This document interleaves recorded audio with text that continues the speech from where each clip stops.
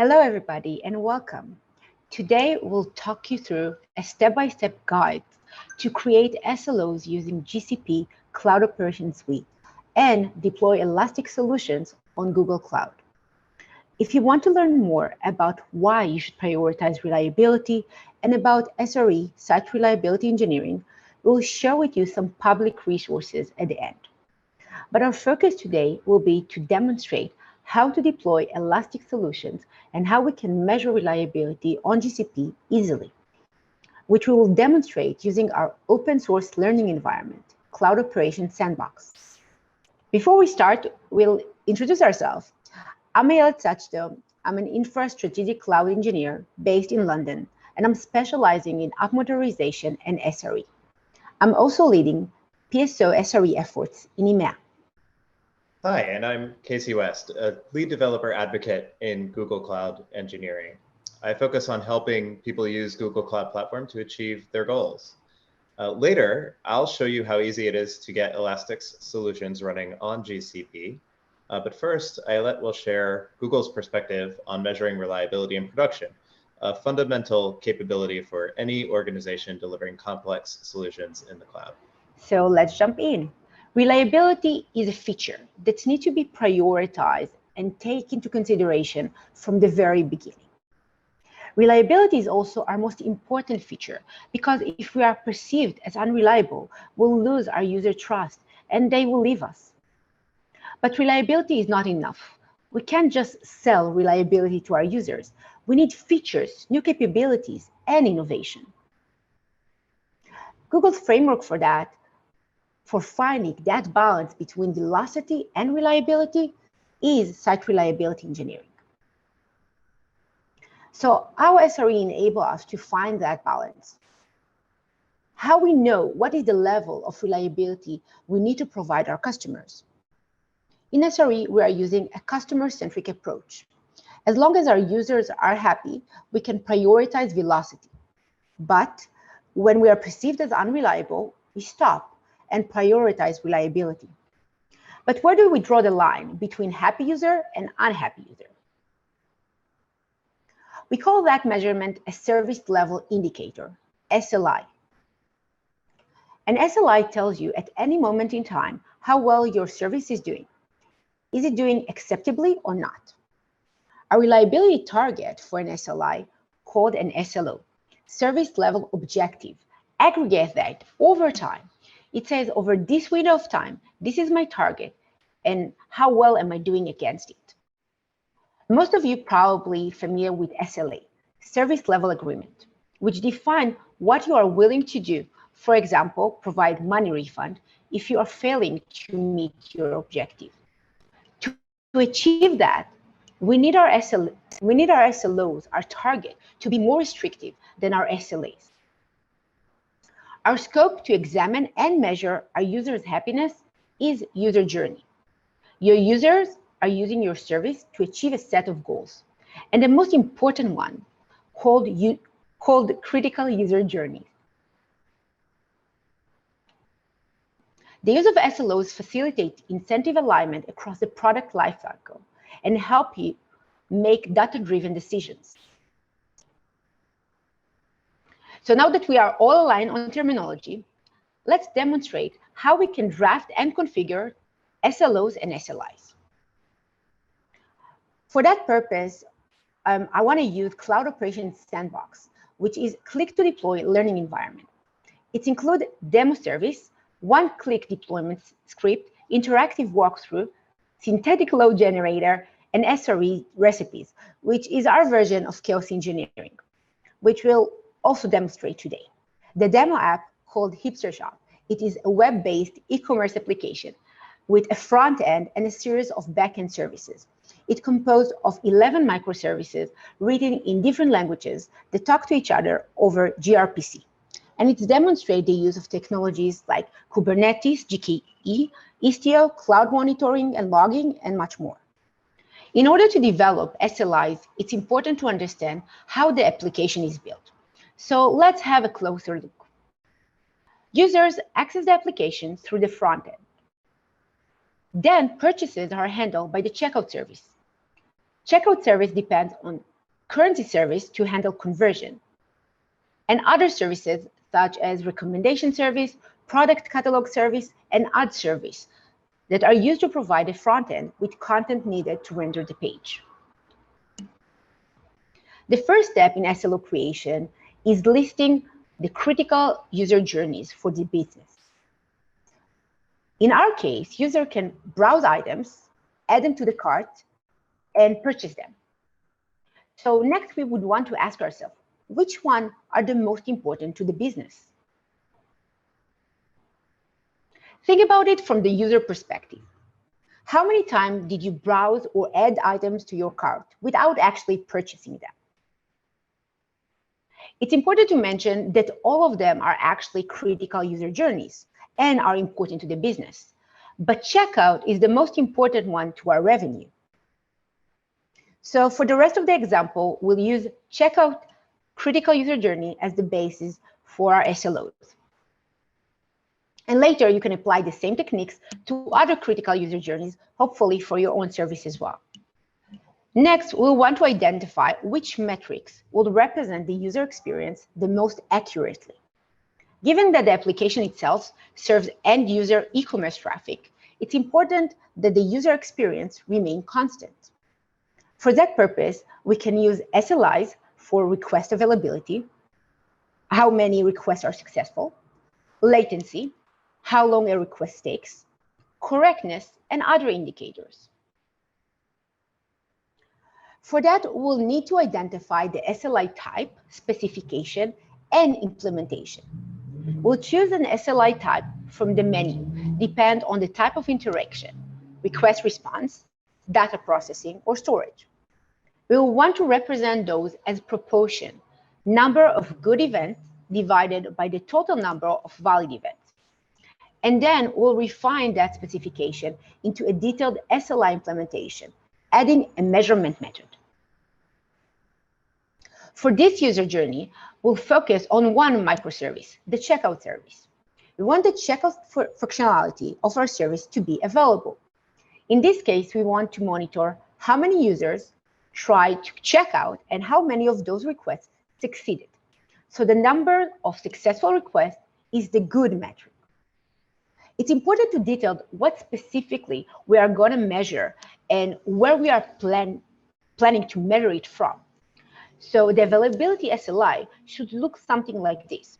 The proportion of HTTP GET requests for checkout service response count that do not have 500 status, 300 and 400 excluded, measured at the Istio service mesh. After we define our SLIs, we need to set our service level objective. Those are the target for our SLIs during a specified time window. For example, a month or a quarter. That window should be a time frame that will allow us to make strategic decisions and prioritize reliability when needed. It's important to set a target that is achievable so that the alerts that we have are meaningful. Normally, when choosing an SLO, it's best to start from historical trends. So for our example, we can say that our SLO will be 99.9% reliability according to historical data trends. After we defined our SLIs and SLOs, it's now time to configure them. In GCP, our tool for monitoring and observability is Cloud Operations. Cloud Operations Suite provides several capabilities that facilitate SRE implementation from out-of-the-box telemetry and dashboards, observability, integration, the ability to create SLOs, integrated alerting on those SLOs, and incident management. So how those steps translate into Cloud Operations? Cloud Operations provide service-oriented monitoring. That means that we are configuring an SLI, SLO, and alerts for service. Our first step then is to ingest the data. For GKE and Anthos, it's out of the box and no action is needed. But customer can ingest also additional data and custom metrics. Then we define our service, our SLI, our indicator, create SLOs, our targets, and lastly, alerts. So let's demo that. Provisioning the environment using Cloud Operations Sandbox can take up to 20 minutes because we are actually provisioning the project with cluster and the entire environment. So I already created the environment so we can focus on creating our SLIs and SLOs. But let's have a look on how it looks like. If we go to Cloud Operations Sandbox website, we can choose to create our cluster. Then we'll need to authorize that. And the provisioning of our environment will start. We'll also see on the right side a tutorial that can demonstrate capabilities and walk you through how to start with your environment. At the end, we'll see something like this. So let's have a look at our web app. We can see our hipster shop. And for example, we can add a product to our cart. So let's choose the vintage camera lens. We can add it to the cart, which is our second user journey. Then we can place our order, and this translates to the checkout journey that we mentioned before. What else can we do? We don't want to create a lot of transactions like that, right? So we also have our load generator. We can create traffic. And in this example, you can see already traffic that's been created because I provisioned the environment. And as part of provisioning the environment, we are running some tests, so you will have initial data. But you can run your own tests as well. For example, I have a lot of users in my environment. I'm spending 100 users. And that will create an initial data as well. Other thing that we can do from the CLI is to use our CLI tool, which is Sandbox CTL. And from here, we can create a new environment, a new sandbox. We can describe our existing environment, and that will demonstrate all the links that we just showed in case you already provision your environment in advance. We can destroy our sandbox because, as a reminder, it's real resources that consume actual resource provision on the cloud. So if you're not using it, you should destroy it and save those costs. We can also run load gen from the CLI, similar to the UI. And for that, we have actually two suggested load generator tests. Sorry. One of them is step. So we can describe our environment in case we provision it in an event. And of course, typo. And we can see all the links that we will see when we're provisioning the environment. It takes a few seconds because it's actually querying behind the scene those environments. We can also use load generator from the CLI. And we have two conditions, step and basic. And this will simulate two different types of load generator that will provision it if you don't want to use the UI. Another very cool feature is that we have scenarios that we can check our environment. So we mentioned that our version of chaos engineering called SRE recipes. And for that, we can run SRE recipes. Now, as you can see, it doesn't really tell you the name of it. It's recipe 0 and recipe 2. And this is by design because we don't want to allude to the problem. But you can try and investigate what happens. So if, for example, I'm choosing recipe 0, and I'm choosing break, then behind the scene, it will break the service. And you should, when it tells you that it's finished, go and troubleshoot the problem. You can also use hints, verify when you think you know the solution, and restore the service in the end. But this will simulate a problem in our system. Now, after we saw the CLI tool, I want to move and actually configure our SLOs and SLIs. So For that, we can go to a monitoring UI that, as you saw before, we can also see from the describe command.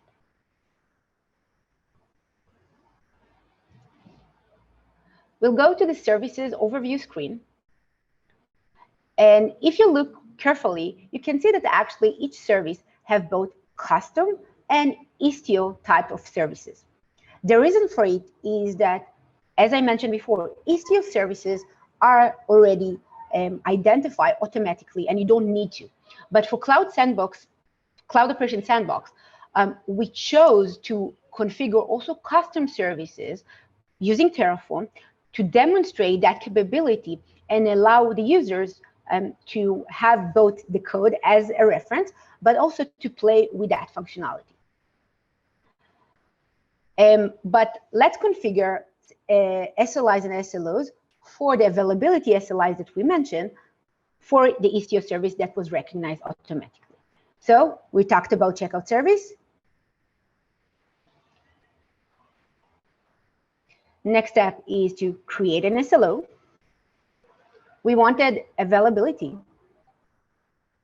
We can see the historical data that we have in our environment to compare it.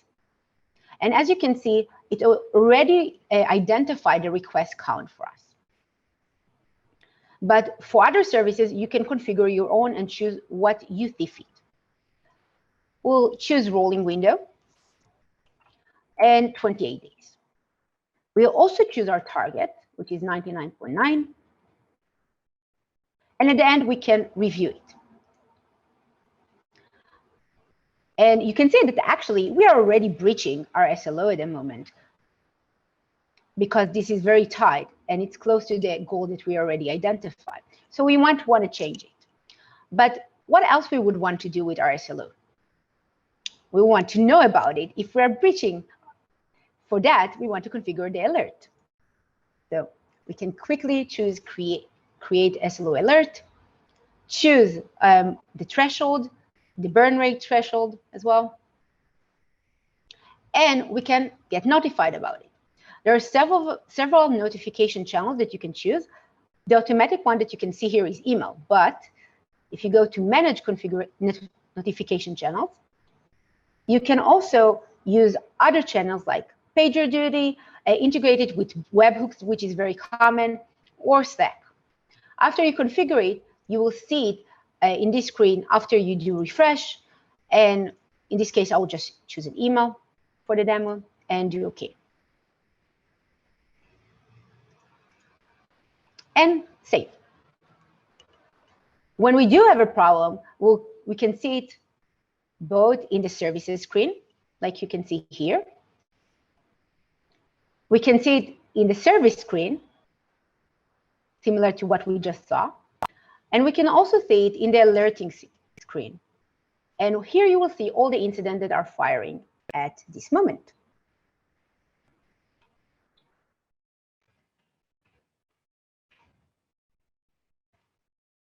So after we have the service details, we have the alert timeline and the SLO, we actually know when we have a problem in our system, and we can go to our monitoring and our metrics and our dashboards to see if there is a problem and what it is.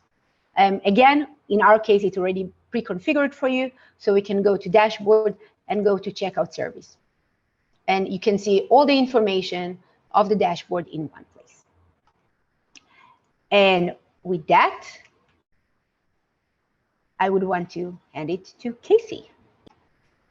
Okay, thank you, Ayelet, for sharing with us what Cloud Operations has to offer on Google Cloud Platform and how the audience could get their first experience with it using the Cloud Operations Sandbox.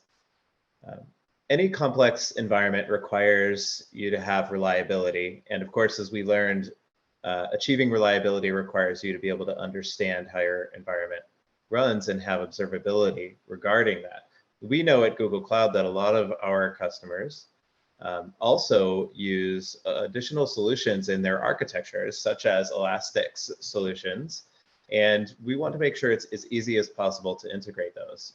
Our partnership with Elastic has focused on an integrated developer experience between Elastic Cloud and Google Cloud. And in Google Cloud Platform's console, which you saw Ayelet show several times in her demos, we also have an area called Marketplace. And that's where Elastic makes it easy to deploy their services in a few different ways. For the most part, it's a one-click solution, or if you prefer, a one command line solution. There are 4 different deployment options that deploy the entire stack. You could choose to do that through cloud, enterprise, open source, or standalone, or you can deploy Elastic Cloud on Kubernetes. And to show you how easy that is, I'd like to deploy Elastic Cloud on Kubernetes now to deploy a GKE logging solution, which integrates nicely into cloud operations so that you could take advantage of metrics coming from Prometheus through Elastic in cloud operations and use those to configure your SLIs and SLOs, just as you saw Ayelet do in her demo. Here you can see in Google Cloud Platform's console that I have a few Kubernetes clusters deployed, some of them for work and some of them for play. What I'd like to do is deploy GKE logging with Elastic to the Elasticon 2021B cluster. There's an easy way to do this. As a search company, we try to make it easy for you to find things through search. So at the top of the screen here, you can see that if I search for Elastic GKE logging, we have a marketplace solution that pops right up for Elastic GKE logging. So I'm just going to go ahead and click on that. That takes us to the marketplace solution for Elastic GKE. And you can see that we can get an overview of information regarding this solution, the fact that it's good both for a Kubernetes engine that's managed on Google Cloud, but also Kubernetes engines that might be managed in an on-premise environment, such as a VMware cluster, because we have that available as well. You can get information on pricing, tutorials, support, terms of service, etc. What I want to do is go ahead and configure deployment.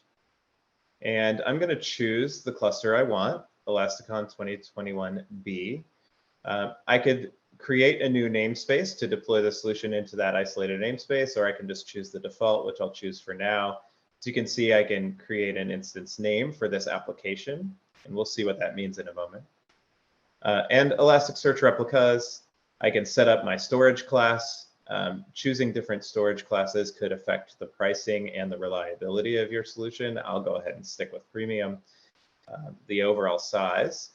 We'll create a new service account, and then I'll also enable Stackdriver Metrics Exporter, and this will automatically export your Elastic logs or your EFK, Elastic Fluent and Kibana logs to Stackdriver, which is the underlying logging solution that's part of cloud operations that you saw earlier from Ayelet. And then I'll just click deploy. This is a nice one-click solution to deploy a collection of services and deployments inside of this GKE cluster. It takes a few minutes to set up and to provision things like IP addresses and load balancers and make sure that everything is running correctly. And in the meantime, I'm going to switch over because I already have a deployment on another cluster that has been completed. And once the deployment is completed, you'll see here that you can get application details in Kubernetes engine for applications that are deployed. In this case, it's a GKE logging solution from Elastic.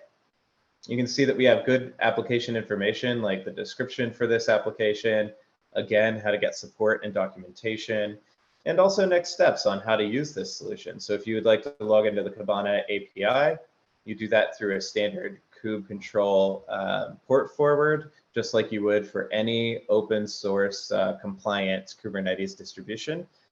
And you can get further information about your logs and safe searches and so on. We can see that this is a deployed application on a Kubernetes cluster. We can look at further information. Just like any other Kubernetes cluster, you have services. And we can see here that I'm narrowing it down to just the Elasticon 2021A cluster. And we can see that we have services for Elasticsearch Exporter, which sends your logs and metrics information to cloud operations. We, of course, also have the Elasticsearch and Kibana services, which can be exposed as well. And of course, the workloads that have been deployed into this cluster are exactly what you would expect from an EFK stack. So you can see them here. This is a very easy way to deploy these solutions. It's one click to deploy things like Elasticsearch as well, and which again, you can do in several different varieties. So you can see if you just type Elasticsearch, you can go right to the Elasticsearch service. And I would leave this as an exercise to you if you'd also like to deploy Elasticsearch, which you can do through Elastic Cloud, or you can do through the open source model. And with that, I'm going to stop sharing my screen, and we'll turn it over to Ayelet for further resources on how you can get started using Cloud Operations and Cloud Operations Sandbox. Thank you, Casey. Finally, in those links, you can find all the resources that you need to get started. The first one is a collection of publicly available resources by resource type and level. And you can also start by creating your own Cloud Operations Sandbox cluster. The third link is a detailed step-by-step guide of what we just covered. And lastly, you can find the source of the guide of how to get started with Elastic Cluster that Casey just showed. And with that, we would like to thank you both for your time. Thank you so much.